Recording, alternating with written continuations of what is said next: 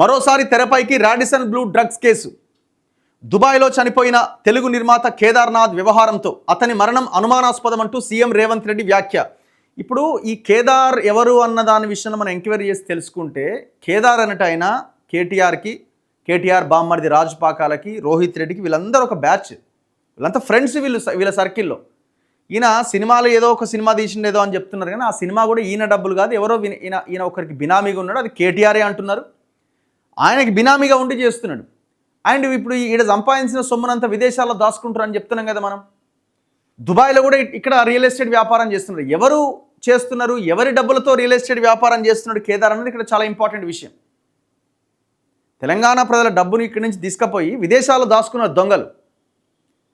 ఆ దుబాయ్లో real estate వ్యాపారం చేసే పైసలు ఎవరివి అన్నది ఇక్కడ చాలా కీలకం. ఇది ఇన్వెస్టిగేషన్లో తేలాలి. మరి ముఖ్యమంత్రి ఎవరైనా కంప్లైంట్ చేస్తేనే చేస్తామంటే ఎట్లా? ఇప్పుడు కేటీఆర్ కూడా సప్పుడు చేస్తలేడు, అసలు ఒక్కరు కూడా మాట్లాడతలేరు. ఈ కేదార్ ఏం చేస్తాడంటే కొత్తగా కార్లు కొని ఈ హై ప్రొఫైల్ ఉన్న వాళ్ళకి కిరాయికి ఇస్తూ ఉంటాడు. ఇప్పుడు పెద్ద పెద్ద కార్లు ఉంటాయి కదా, బెంజ్ అట్లాంటి కార్లు కొని కిరాయిలకి ఇస్తూ ఉంటాడు. ఆయన ఒక పబ్బు కూడా నడిపిండి, ఎక్కడ ఈడ పెద్దమ్మ గుడి దగ్గర ఒక పబ్బు నడిపిండట. సో వీళ్ళంతా అక్కడ కలుసుకునేటోళ్ళు, వీళ్ళంతా ఒక బ్యాచ్. ఇదంతా డ్రగ్స్ కేసులో కేదార్ కూడా గతంలో రాడిసన్ బ్లూ హోటల్లో దొరికిండు. వీళ్ళందరూ ఇప్పుడు నేను చెప్పిన ఇప్పుడు రాజపాకాల ఇంట్లో ఫామ్ హౌస్లో జరిగినప్పుడు ఏమైందండి? దొరకలే, డ్రగ్స్ తీసుకొని ఒక ఆయన టెస్ట్ పాజిటివ్ రాలే. ఇదంతా ఒకటే. ఇప్పుడు కేటీఆర్ దీని మీద ఎందుకు మాట్లాడాడు? దుబాయ్లో తెలుగు సినీ నిర్మాత కేదార్నాథ్ మరణంతో గతంలో సంచలనం రేపిన Radisson blue hotel drugs case మరోసారి తెరపైకి వచ్చింది. కేదార్ గుండెపోటుతో మరణించినట్టుగా చెబుతున్నా అతని మృతిపై అనుమానాలు వ్యక్తమవుతున్నాయి. రాష్ట్రంలో వరుసగా అనుమానాస్పద మరణాలు సంభవిస్తున్నాయి. కేదార్ సైతం అనుమానాస్పదంగా చనిపోయారు. అతను కేటీఆర్ వ్యాపార భాగస్వామి.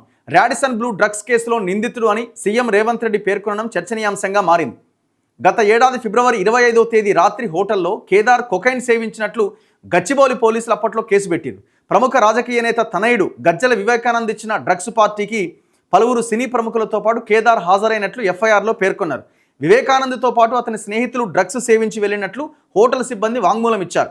అప్పుడే క్లూస్ టీమ్ సహాయంతో పరిశీలించగా కొకైన్ ఆనవాళ్లు లభించాయి. అనంతర పరిణామాల్లో పోలీసులు వివేకానంద్ను గచ్చిబౌలి ఠాణాకు తరలించి విచారించగా కేదార్తో పాటు పలువురు కొకైన్ సేవించినట్టుగా అంగీకరించారు.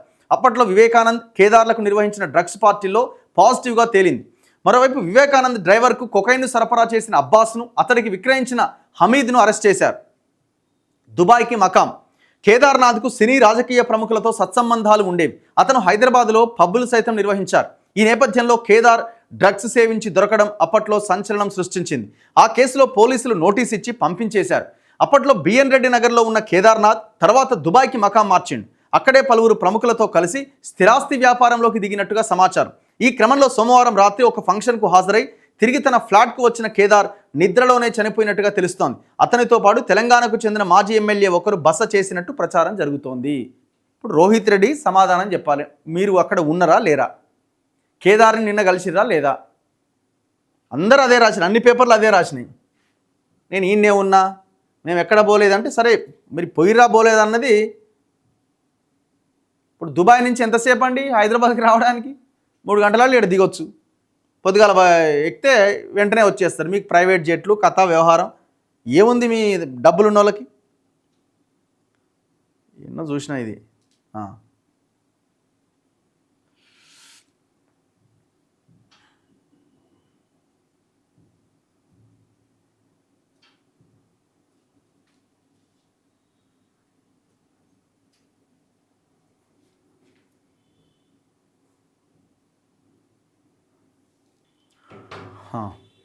ఇగో ఇక్కడ రాసినారు చూడండి.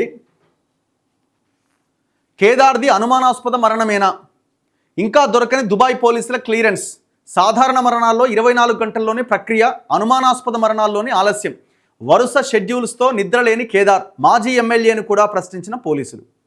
అర్థమైంది? దుబాయ్లో జరిగింది. దుబాయ్లో నేను ఒకరిద్దరిని అడిగితే ఏమన్నానంటే, దుబాయ్లో ఎవరైనా కంప్లైంట్ చేసి ఇగో ఈ మృతి వెనక అనుమానాస్పద మృతి ఇది ఎవరో ఉన్నారు అని కనుక అనుమానం వ్యక్తం చేసి కేసు పెడితేనే వాళ్ళు ఎంక్వైరీ చేస్తారట, వేరే దేశాల వాళ్ళదైతే జనరల్గా.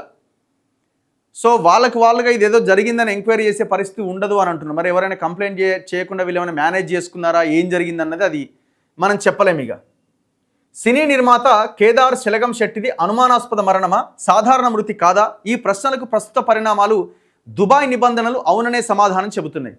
ఇలాంటి కేసుల్లో సాధారణంగా దుబాయ్ పోలీసులు సమాచారాన్ని చాలా గోప్యంగా ఉంచుతారట. కేసు తేలేదాకా వివరాలు బహిర్గతం చేయరట. కేదార్ కేసులో కూడా ఆయన మరణానికి కారణాలు వెల్లడించలే. భారతీయ అధికారులకు, రాయబార కార్యాలయానికి కూడా ఎలాంటి సమాచారం ఇవ్వలేదట. సాధారణ మరణాలైతే దుబాయ్లో ఎవరైనా సాధారణంగా సహజంగా మరణిస్తే పోలీసులు 24 గంటల్లోపు క్లియరెన్స్ ఇస్తారు.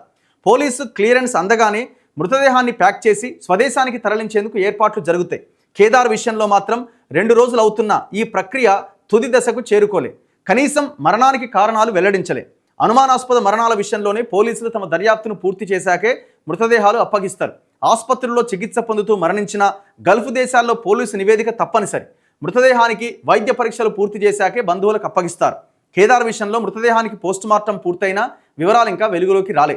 పోస్టుమార్టం నివేదికను తదుపరి దర్యాప్తు నిమిత్తం తరలించారు. అయితే ఆ వివరాలను ఎక్కడికి పంపారు అనే విషయాన్ని బహిర్గతం చేయలే.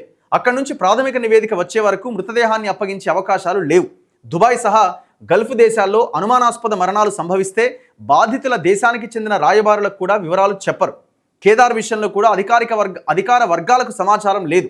ఒకవేళ తమ దర్యాప్తు పూర్తయితే కాన్సులర్ ఎక్సాస్ అనుమతితో తొలుత భారత దౌత్య కార్యాలయానికి సమాచారం అందిస్తారు. ఆ తర్వాతే కేదార్ మృతికి కారణాలపైన స్పష్టత ఇస్తారట. నిద్రలేని కేదార్ వరుస షెడ్యూళ్లతో 3 రోజులు నిద్రకు దూరంగా ఉన్నాడట. శనివారం ఒక శుభకార్యానికి హాజరైన కేదార్ ఆదివారం భారత్-పాకిస్తాన్ క్రికెట్ మ్యాచ్ను చూసిండట. సోమవారం సినీ రంగ ప్రముఖులతో జరిగిన విందులో పాల్గొన్నాడట.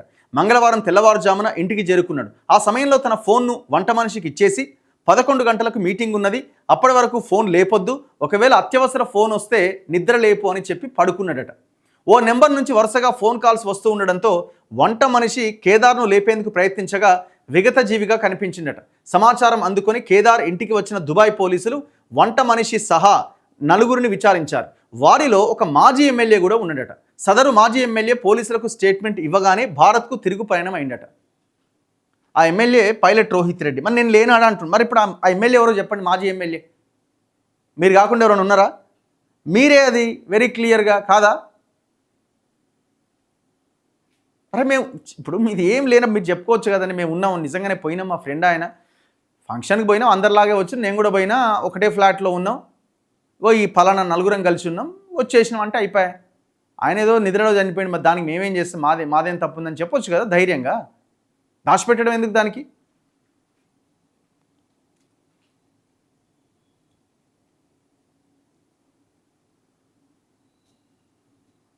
ఇగో 4 రోజులుగా ఆ మాజీ ఎమ్మెల్యే అక్కడే ఉన్నాడట.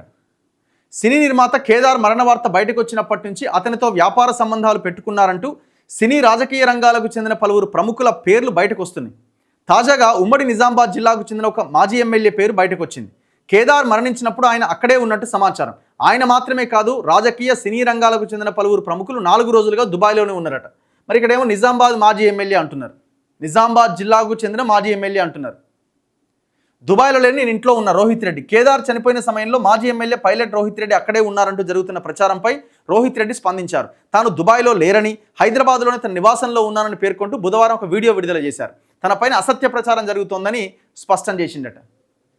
మరి ఆ మాజీ ఎమ్మెల్యే ఎవరు? Who is he? మరి మీరు బయటికి ఎందుకు చెప్పుకోలేకపోతున్నారు? అవును నేనే ఉన్నానని ఎందుకు చెప్పుకోలేకపోతున్నారు?